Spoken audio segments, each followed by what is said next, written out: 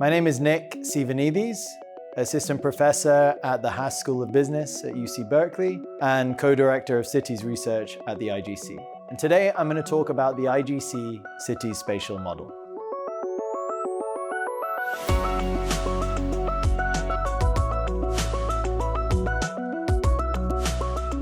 The motivation for this model is the fact that cities are engines of economic growth, and they're key destinations of government expenditure and policy focus. So we can consider a government who's deciding how to allocate money towards new transport infrastructure, or how to change housing policy or land use and zoning restrictions across the city, or crime or sanitation policy.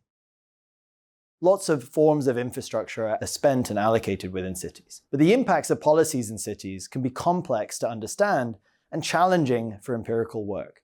So you can imagine a transportation policy may have spillovers across different units. By investing in one location in the city, you can affect the desirability of places nearby it as well. There can also be indirect effects. So imagine if one place in the city is affected by a transport policy, house prices go up, and that leads residents who used to live there to move away due to gentrification.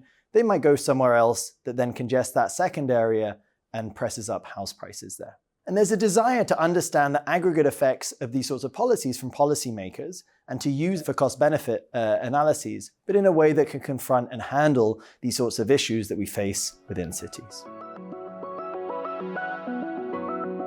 Spatial models provide a framework to allow us to think about what to expect from a policy and what data we need to collect in advance and what administrative data we need to analyze after a policy has happened. Models help us answer the big questions that policymakers are often after. What was the aggregate impact following a new transport policy investment? How did real incomes increase because of it? How much new land value was created by a regeneration policy that aimed to develop certain parts of the city? Or how are different groups in society affected by a certain policy? We might care about that because of distributional concerns that the policymaker has. These models also confront and handle these spillovers and spatial linkages across locations by directly modeling them within the framework. And lastly, models can help us answer hypothetical policy questions. Should policymakers be spending a limited transportation budget on line A or line B of a new infrastructure investment? Or if a slum is redeveloped, how should the residents who live there be compensated so they're at least as well off as they were before?